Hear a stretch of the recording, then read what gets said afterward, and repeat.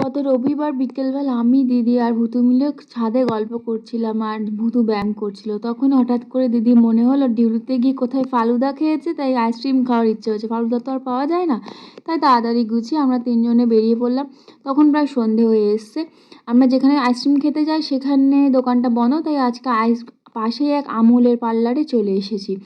এসেই ফার্স্টে দিদির জন্য ফ্রুট অ্যান্ড নাট, ভূতু ওই গ্রিন কালারের পান ফ্লেভারটা পছন্দ করেছে, আর আমার জন্য একটা অন্য কি অর্ডার দিয়েছি, নামটা এখন মনে নেই যদিও। 2 in 1 অর্ডার দিয়েছি।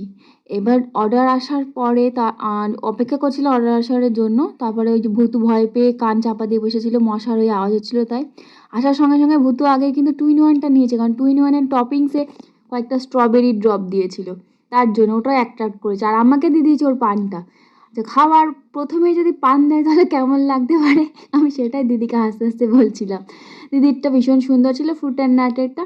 আর ভুতুরটাও তো অবশ্যই ভালো ছিল। আর খারাপ ছিল হলো আমারটা, কারণ ফার্স্টে যদি পানের ফ্লেভার লাগে মুখে কেমন লাগবে। আমাকে জিজ্ঞেস করছে, এত দুষ্টু ও, জিজ্ঞেস করছে কেমন লাগছে মামু। আমি আর কি বলবো, তখন চুপচাপ তাই খেয়ে নিলাম। ওর থেকে একটু নিয়েছি, আর খাওয়ার শেষে বাড়ির জন্য কিছুটা নিয়ে নিলাম। তারপর আর কি বাড়ি ফিরে এলাম আজকের মতো। যদি ভিডিওটা ভালো লেগে থাকে লাইক কমেন্ট শেয়ার করে দিও। Tata bye.